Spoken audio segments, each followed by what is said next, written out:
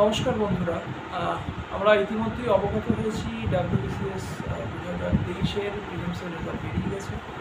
সামনে আমাদের WBCS 2023 means exam August মাসের মিডিল দিকে, এবং তারপরে 2024-এর প্রিলিমিনারি এক্সাম কন্ডাক্ট করে ডিসেম্বরে নোটিফিকেশান আছে। তা মেন্সের জন্য আমাদের হাতে আর এক মাস সময় নেই। এর মধ্যে আমি ভাবলাম আমি একটা চ্যাপ্টার জাস্ট ভার্বালি কিছু বলে কভার করে দিই। সেটা হচ্ছে স্পেকট্রাম পাবলিকেশনের মডার্ন ইন্ডিয়া, INM-এর রাজীব আহিরের যে বইটি আছে, তার ইউনিট 6-এর চ্যাপ্টার 12, এরা অফ, যেটার হেডিং হচ্ছে এরা অফ মিলিট্যান্ট ন্যাশনালিজম 1905 থেকে 1909 সাল। তা আমরা শুরু করছি। যে চ্যাপ্টারটা আমি মোটামুটি মুখে ভার্বালি বলে কভার আপ করার চেষ্টা করছি। এখন অনেকেরই বই দেখার সময় হবে না, যেগুলো জিস্ট আছে সেগুলো আমরা কভার আপ করবো। যেরকম আমরা আগের বছরে 2022-এর মেন্সের ট্রেন্ডস দেখেছি বা 2023-এর প্রিলিমস, এখন কিন্তু ইনফরমেটিভ কোশ্চেন থেকে অনেক বেশি কনসেপচুয়াল বেসড কোশ্চেন আসছে। এবং আগেরবার মেন্সে কিন্তু আমাদের যেটা হিস্ট্রি জিওগ্রাফি যে পেপারটা থাকে, হিস্ট্রি পেপারটা ইজি টু মডারেট হয়েছিল একেবারেই বলা যায়, এবং সেখানে ইনফরমেটিভ কোশ্চেন বেশি ছিল এবং ইন্ডিয়ান ন্যাশনাল মুভমেন্টের কিন্তু কোশ্চেন অনেক কম ছিল। আর স্বভাবতই যেটি আন্দাজ করা যায়, এবার কিন্তু ইন্ডিয়ান ন্যাশনাল মুভমেন্ট থেকে কনসেপচুয়াল কোশ্চেন আসবে। এই জন্য ইনফরমেশন বা ইনফরমেটিভ কোশ্চেনের পাশাপাশি অবশ্যই কনসেপচুয়াল কোশ্চেন দেখা যাক। The growth of militant nationalism 1885 সাল INC এস্টাবলিশমেন্টের পর থেকে যখন আমরা দেখছি যে 3P স্ট্র্যাটেজি চলছে, এখানে প্রেয়ার, পিটিশন অ্যান্ড প্রোটেস্ট, এই স্ট্র্যাটেজিটা চলছে মডারেটসদের মধ্যে, সেখান থেকে কী করে 1900 দশকের শেষের দিকে লাস্ট দিকে মিলিট্যান্ট ন্যাশনালিজম গ্রো করছে। এটা নিয়ে আমি আবার পরের চ্যাপ্টারেও কভার করবো। শুধু বাংলায় নয়, মহারাষ্ট্রে, পাঞ্জাবে সব জায়গায় কিছু কিছু বিচ্ছিন্ন ঘটনা ঘটছে এবং একটা রেভলিউশনারি ট্রেন্ড দিতে আসছে। তা ঠিক বঙ্গভঙ্গের এই চ্যাপ্টারটা মেনলি বঙ্গভঙ্গ, স্বদেশী মুভমেন্ট, বয়কট আন্দোলন, এইটা নিয়ে এই চ্যাপ্টারটা, এবং 1909-এর মরলেমিন্টো রিফর্মস। তা আমাদের আজকে আলোচনার বিষয়বস্তু থাকবে এগুলোই, যে কার্জন, লর্ড কার্জনের রিয়াকশনারি পলিসি, যিনি 1900 থেকে 1905 অবধি ছিলেন, গভর্নর জেনারেল ছিলেন ব্রিটিশ ইন্ডিয়ার, এবং তার রিয়াকশনারি পলিসিস এবং তারপরে এই মিলিট্যান্ট ন্যাশনালিজম কীভাবে গ্রো করছে এবং সেটা টেকন করে নিচ্ছে তাকে বঙ্গবন্ধু এবং স্বদেশী আন্দোলনকে, যেটা প্রথমে বাংলা বেস্ট যে আন্দোলনটা শুরু হচ্ছে এবং দেশের বিভিন্ন জায়গায় আন্দোলনটা প্রসার লাভ করছে। তারপরে আমরা আসবো এই বঙ্গভঙ্গ বা স্বদেশী আন্দোলন কীভাবে ইন্ডিয়ান ন্যাশনাল মুভমেন্ট, মানে ভারতের জাতীয়তাবাদী আন্দোলনের পরিপ্রেক্ষিতটাকে ঘুরিয়ে দিচ্ছে, তার ধারাটাকে ঘুরিয়ে দিচ্ছে।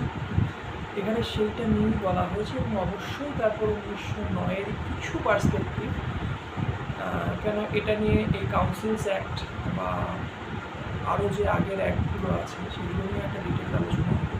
এখানে এই সাপেক্ষে 1909-এর মরলেমিন্টো রিফর্মস বা কাউন্সিল অ্যাক্ট অফ ইন্ডিয়া 1909 কী কী জিনিস নিয়ে আসছে সেগুলো আমরা একটু অভিনয় দেখে নেব।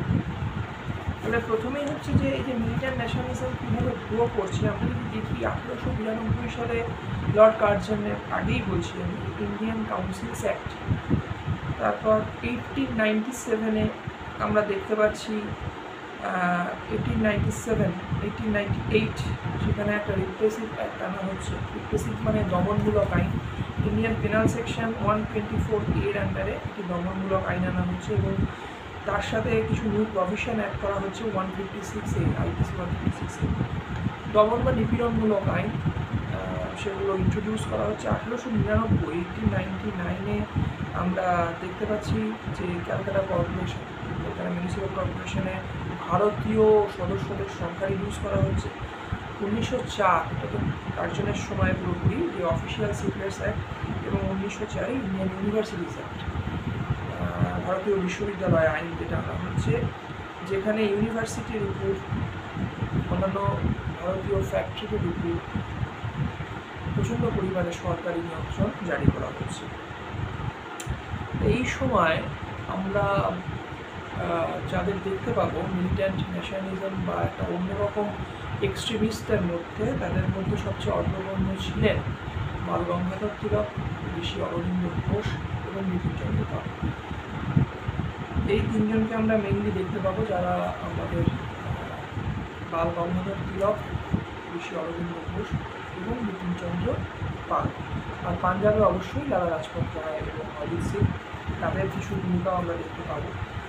তা যেটা দেখা যাচ্ছে এই সময় এই যে রিপ্রেসিভ অ্যাক্টগুলো আনা হচ্ছে এবং প্রেয়ার, পিটিশন, প্রটেস্ট, এইটা থাকার এইটা 1885 সালের পর থেকে ইন্ডিয়ান মডারেটস যারা ছিলেন তারা এই ধারাটাকে এগিয়ে নিয়ে যাচ্ছেন, কিন্তু তারপরও দেখা যাচ্ছে ব্রিটিশদের দমনমূলক বা নিপীড়নমূলক আইন। এবং প্রথম থেকেই কিন্তু যেটা আমরা বলি যে ব্রিটিশদের প্রতি ভারতীয় কংগ্রেস যারা মডারেটস ছিলেন তারা একটা জিনিসে বিশ্বাস করতেন যে তারা ব্রিটিশরা ভারতে এসছে কিছু প্রভিডেন্সিয়াল থিওরি নিয়ে, মানে ভারতের ভালো হবে বা divinity purpose, order by God, এরকম একটা কিছু ধারণা যে ব্রিটিশরা ভারতের ভালো করতে দিয়েছে, তারা বিশ্বাস করতেন। এবং তারা শুধুমাত্র কনস্টিটিউশনাল রিফর্মস, এখান থেকে আমরা দেখতে পেরেছি কনস্টিটিউশনাল রিফর্মসের উপর তারা খুব জোর দিয়েছেন যে ব্রিটিশ থাকুক, আমরা ব্রিটিশ শাসনাধীন ভারত চাইছি,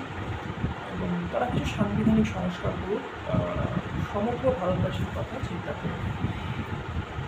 কিন্তু এই সময় থেকে তারপরেও যখন দেখা যাচ্ছে ব্রিটিশদের ভারতীয়দের উপর অত্যাচার কমছে না, তখন পাশ্চাত্য শিক্ষায় শিক্ষিত হয়ে যেখানে এডুকেশনের ইনফ্লুয়েন্স পড়ছে, তাছাড়াও যেখানে কিছু ইন্টারন্যাশনাল ইনফ্লুয়েন্স, এগুলো তো আমাদের কিছু মেনশন করতেই হবে, যেমন জাপান রাশিয়াকে হারাচ্ছে যুদ্ধে, অথবা Ireland, Russia, Egypt, turkey, Persia, China, এদের মধ্যে যে একটা জাতীয়তাবাদী আন্দোলনের সূচনা হচ্ছে এবং অনেকাংশে তারা ইউরোপিয়ান কান্ট্রিগুলোকে পরাজিত করছে এবং তাদের যে ডমিনেন্স মিথ সেটাকে ভেঙে দিচ্ছে।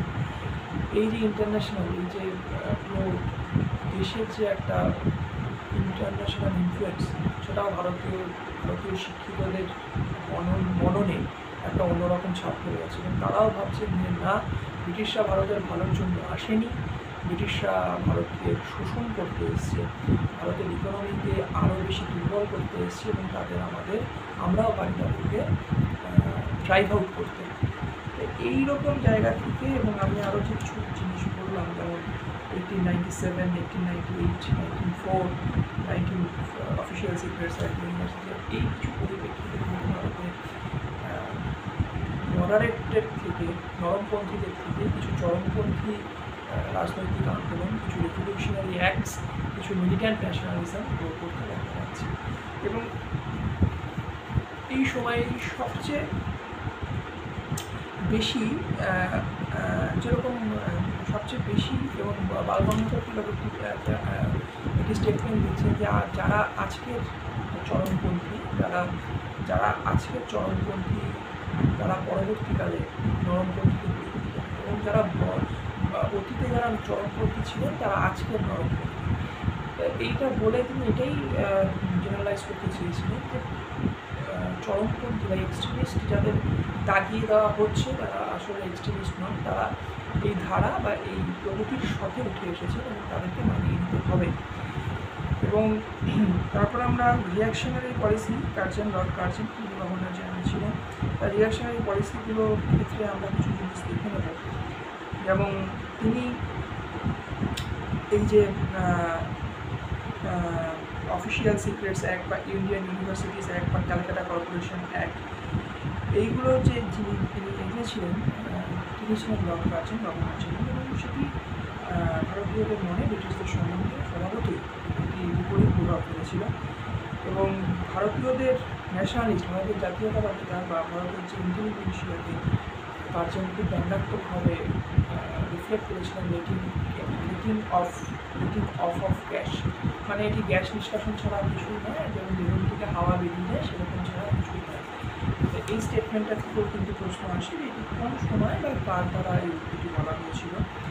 আর একটা militant school of thought grow করছে, সেটা তো আমরা দেখতে পাচ্ছি।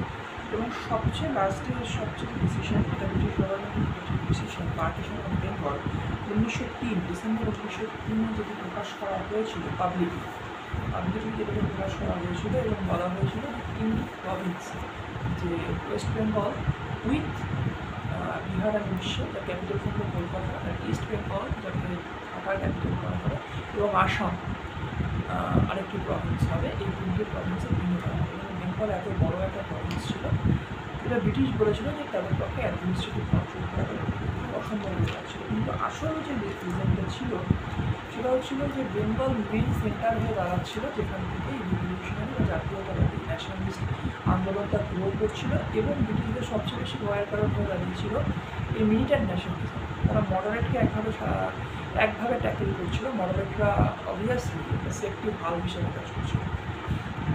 কিন্তু এই যে ধারাটা পরিবর্তন, এটা ব্রিটিশদের একটা ভয়ের ব্যাপার জায়গা হয়ে দাঁড়িয়েছিল, এবং তারা কিন্তু এই দেশ শাসন করে দিয়েছিল।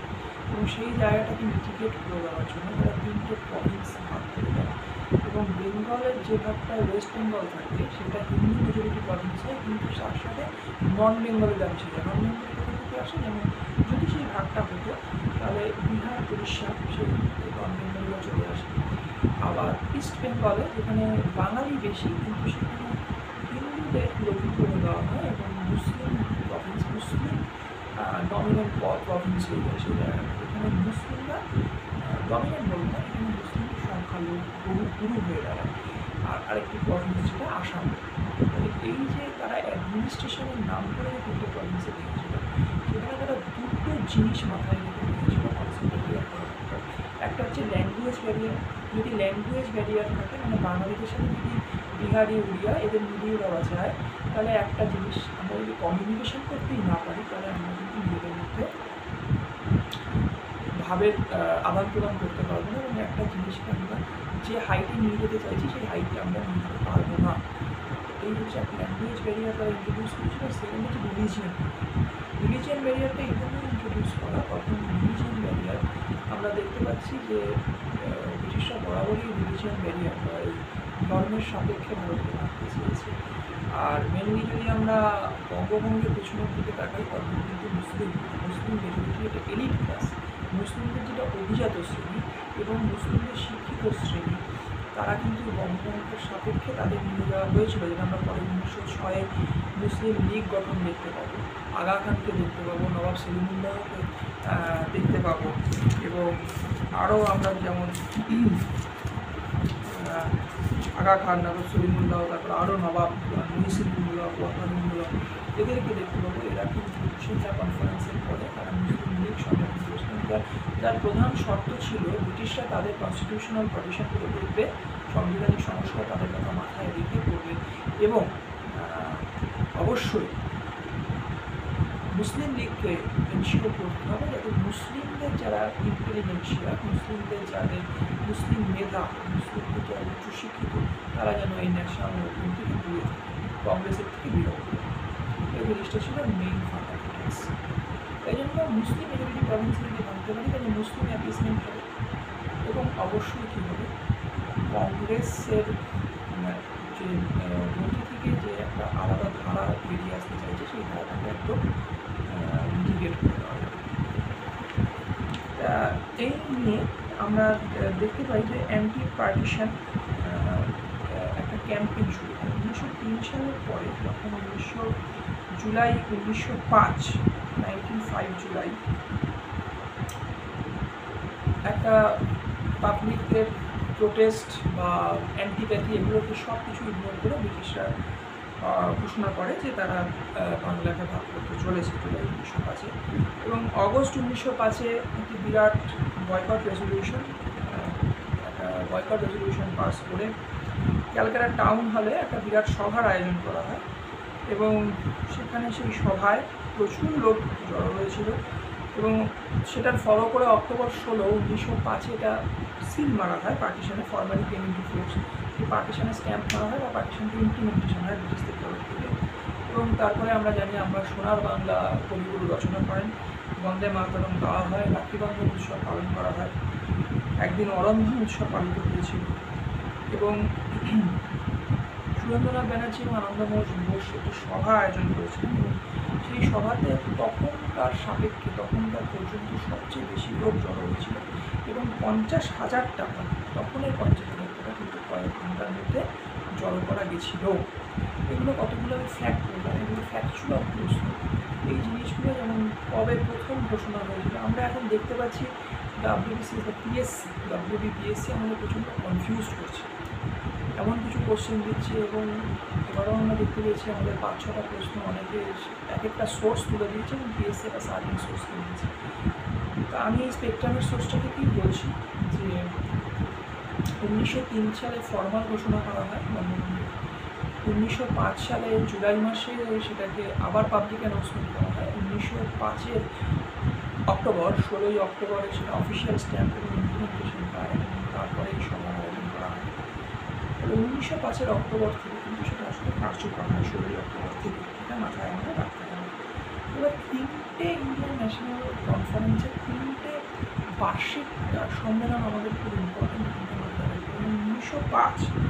1905-এ প্রেসিডেন্ট ছিলেন GK গোখেল, গোপালকৃষ্ণ গোখেলের আন্ডারে 1905-এ যে বার্ষিক সম্মেলনের আয়োজন করা হয়েছিল।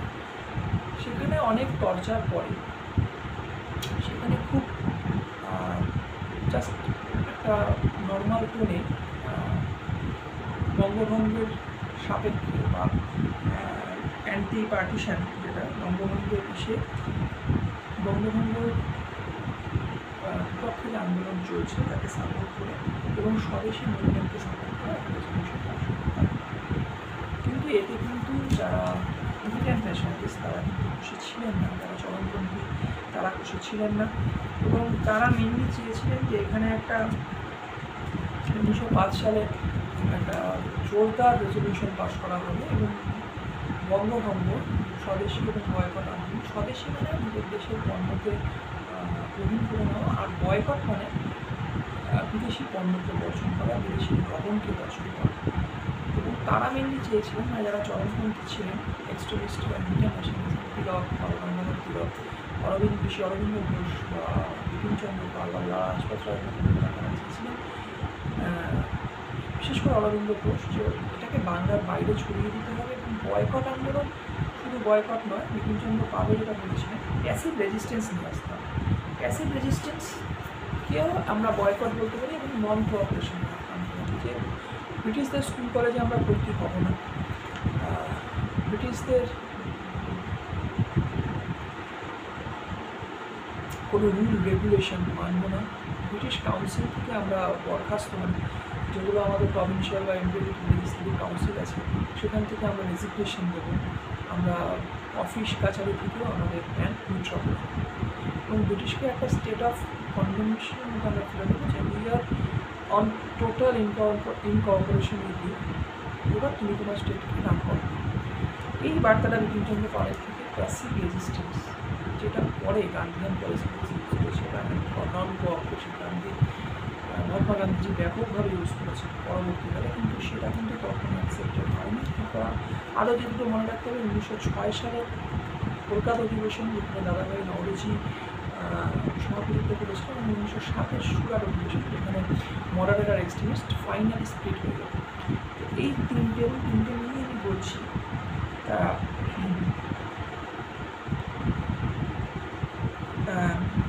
এবার হচ্ছে এটা গভর্নমেন্ট, এরপরও গভর্নমেন্ট কী করে যখন এই অ্যান্টি ক্যাম্পেইনগুলো চলছে, অ্যান্টি মুভমেন্ট, অ্যান্টি বঙ্গভঙ্গর যে ক্যাম্পেইনগুলো চলছে সেখানে করবেন তাদের দমনগুলো এবং নিপীড়নগুলো নিয়ে নেমে আসেন এবং যেখানে যেখানে বন্দে মাতরম গাওয়া হচ্ছে বা পাবলিক মিটিং করা হচ্ছে, স্বদেশি ওয়ার্কারদের ইমপ্রিজনমেন্ট থেকে শুরু করে জেল ভরো এবং ফ্রিডম অফ দ্য প্রেস, তারপর arrest and deportation of leaders, বড় বড় লিডারদের অ্যারেস্ট করে ডিপোর্ট করে দেওয়া।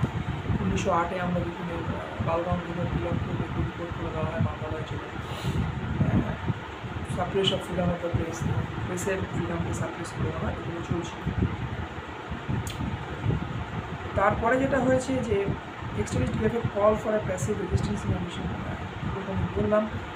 এবার হচ্ছে বয়কট অফ ফরেন গুডস। বয়কটের মধ্যে কী কী মেনলি ছিল? বয়কট অফ ফরেন গুডস ছিল, পাবলিক মিটিং অ্যান্ড প্রসেশন ছিল, ক্রপস অফ ভলেন্টিয়ার্স অফ সমাজ। এইটার মধ্যে যেটা ইম্পর্টেন্ট, বয়কটের মধ্যে যেগুলো ছিল পাবলিক মিটিং ছিল, পাবলিক মিটিং করতে হবে, প্রসেশন করতে হবে, ফরেন গুডস বয়কট করতে হবে, জ্বালিয়ে দিতে হবে। প্রেসটা কোনো ফরেন রিচুয়াল, মানে ভারতীয় পুরোহিতরা কোনো বিদেশিদের কোনো রিচুয়ালে অংশগ্রহণ করবে না, এবং কোনো ফরেন গুডসের এক্সচেঞ্জে তারা কোনো কার্য সম্পাদিত করবে না, এবং ভারতীয় ধোবারা কোনো বিদেশি বস্তু করবে না, এরকম নানান রকম জিনিস এর মধ্যে ইনক্লুডেড ছিল। আর volunteers, corps of volunteers of samitis, যে স্বেচ্ছাসেবক সংঘ গড়ে তোলা, তার মধ্যে সবচেয়ে বেশি যেটি গুরুত্বপূর্ণ যেটা হচ্ছে অশ্বিনী কুমার দত্তের স্বদেশ বান্ধব সমিতি। এই সময় গড়ে উঠেছিল বাংলায় স্বদেশ বান্ধব সমিতি, অশ্বিনী কুমার দত্তের বরিশালে গড়ে উঠেছিল, এবং সেটি খুব বিখ্যাত হয়েছিল। এইরকম সমিতি সাউথেও গঠন করা হয়েছিল, চিদম্বরম, পিল্লাই, সুব্রমণিয়াম, শিবা, এদের আন্ডারে। এবং এই সমিতিগুলোর মেনলি যেগুলো কাজ ছিল সেগুলো হচ্ছে যারা জনসাধারণ তাদের মধ্যে রাজনৈতিক চেতনার উন্মেষ ঘটানো। তাছাড়া এই সমিতির যারা নির্বাহক ছিলেন তারা কিছু উদ্দীপক কিছু বক্তৃতা রাখতেন, যাতে জনমানুষের মনন জেগে ওঠে, চিত্ত জেগে ওঠে, এবং তারা কিছু শারীরিক এবং মরাল, নৈতিক কিছু শিক্ষার ব্যবস্থা করেছিলেন। এখানে লাঠি খেলা, আরও কিছু খেলা সম্পাদিত হতো, যাতে ফিজিক্স রিবিল হয়, মানে শারীরিক এবং মানসিকভাবে দৃঢ়তা আসে। এবং তারা কোনো মহামারী, এগুলো সেই সময় মহামারী, দুর্ভিক্ষ, এগুলো খুব প্রিভ্যালেন্ট ছিল এই ব্রিটিশ ইন্ডিয়ার ওই সময়টায়, খুবই প্রিভ্যালেন্ট ছিল, সেগুলোকে তারা কাউন্টার করতেন, এবং কিছু স্কুল অর্গানাইজ করেছিলেন, এবং হাতে কলমে কিছু দেশীয় জিনিসের শিক্ষা, স্বদেশী দেশীয় চারুকলা, দেশীয় শিল্প, এগুলোর কিছু শিক্ষা, এবং কিছু আর্বিট্রেশন কোর্ট, কিছু স্বনিযুক্ত কোর্ট করে, এখন যেটাকে সালিশি বলা হয়, কিছু জিনিসের মীমাংসা করে দেওয়া, এগুলো তারা করতেন। আর এই সময় মহামান্য তিলকের গণপ্রিয় শিবাজি উৎসব, এবং বাংলাতেও কিছু ফকটেলস, মানে কিছু লোকনৃত্য বা লোক থিয়েটার, এসবের মাধ্যমে এই বয়কট এবং স্বদেশীর যে চিন্তা সেটা কিন্তু ছড়িয়ে দেওয়া। এই জিনিসগুলো কিছু ফ্যাকচুয়াল জিনিস, যেগুলোকেও আমাদের মনে রাখতে হবে। যেরকম স্বদেশীর সময়ে বা বঙ্গভঙ্গের সময় কিছু জাতীয় এডুকেশন, মানে জাতীয় শিক্ষার জন্য কিছু পোশাক, যেমন বেঙ্গল ন্যাশনাল কলেজ, যার প্রিন্সিপাল করা হয়েছিল অরবিন্দ ঘোষ, সেটি গড়ে তোলা হয়েছিল।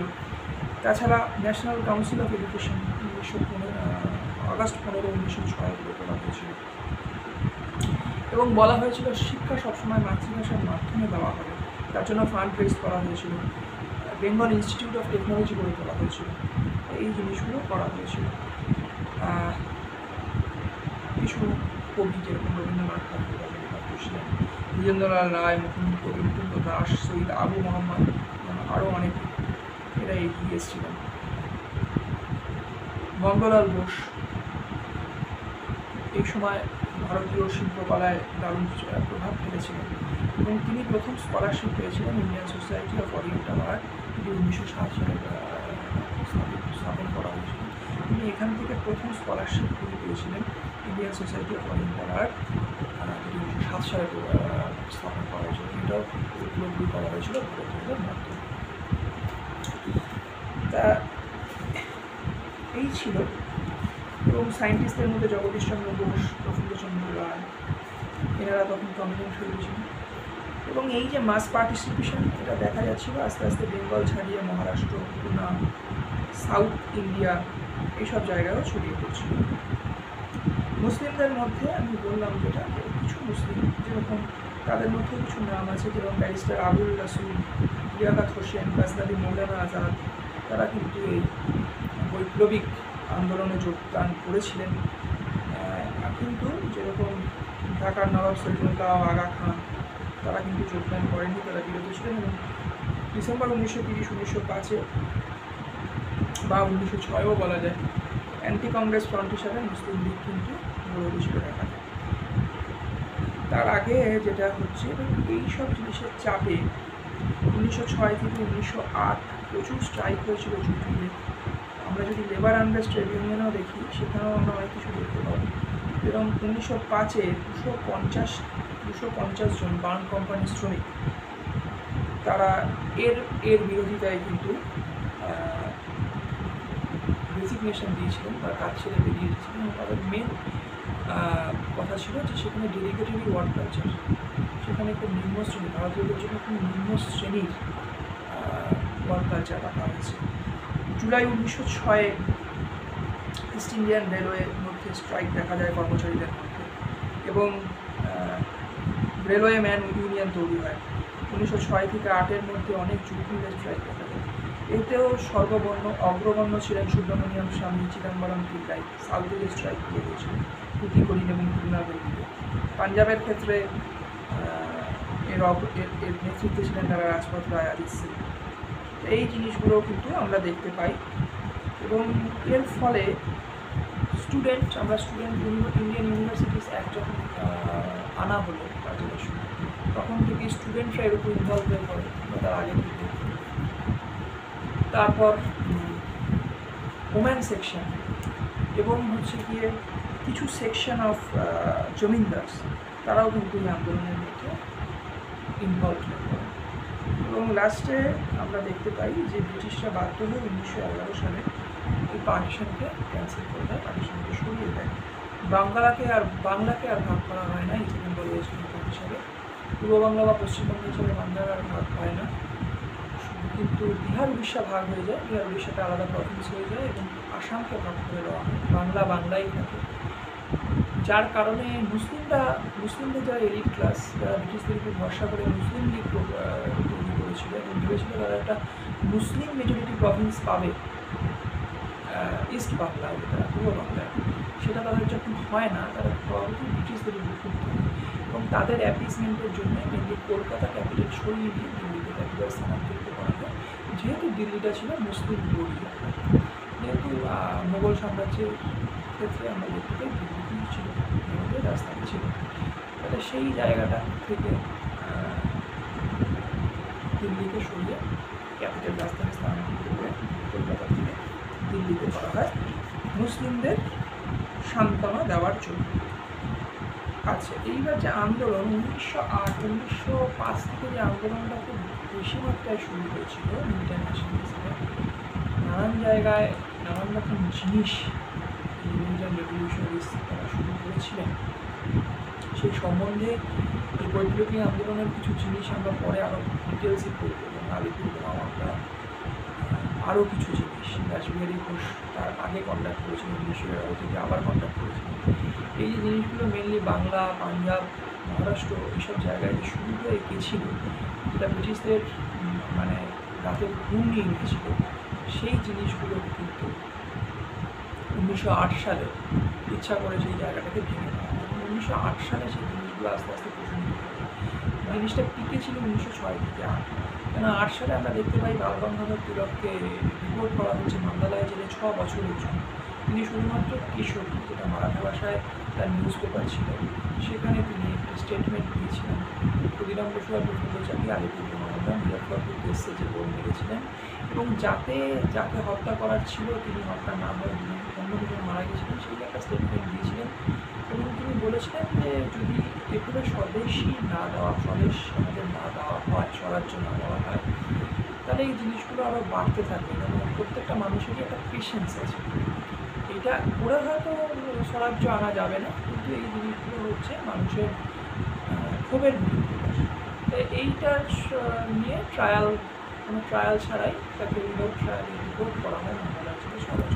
এই রিপ্রেসিভ অ্যাক্টগুলো আইপিসি সেকশন আমি বললাম, যেগুলো আনা হয়েছিল। এবং 1908-এ আমরা দেখছি আলিপুরদুয়ার মামলায়, যেখানে বারিন্দ্র কুমার ঘোষ রিপোর্ট হচ্ছে, যেখানে কানাইরাও দত্তের ফাঁসি হচ্ছে, ক্ষুদিরাম বোস ফাঁসি হচ্ছে, প্রফুল্ল চাকি মারা যাচ্ছেন, সেখানে অরবিন্দ ঘোষ চিত্তবিক্রম পরে আবার কবি চিত্তরঞ্জন দাসের জন্য কোনো মতে পরকাল থেকে কোনো মতে বেঁচে যাচ্ছেন। তিনি তারপরে এসে সেই রাজনৈতিক জীবন ছেড়ে আধ্যাত্মিক জীবনে চলে যান এবং সরাসরি যে এই বৈপ্লবিক আন্দোলন থেকে বিরত হন। এবং আমরা দেখতে পাই বিপিনচন্দ্র পালও তার রাজনৈতিক সরাসরি ডিরেক্ট ইনভলভমেন্ট থেকে বিরত হয়ে চলে আসেন। লালা রাজপথ রায় বিদেশে যান এই সময় 1908-9 পরে, এবং আস্তে আস্তে দেখা যায় যে এই বিপ্লবী আন্দোলনকে যে নেতৃত্ব দেবে এরকম কোনো লোক নেই, এবং ফলে নেতৃত্বের অভাবে একটা আলটিমেট মোটিভের অভাবে কিন্তু এই যে মিলিটারি ন্যাশনালিজম কিন্তু আস্তে আস্তে পড়ে যায়, এবং 1908-এর পর থেকে আস্তে আস্তে একদমই ফিজেল আউট করে। যেটা বলার, 1906 সালে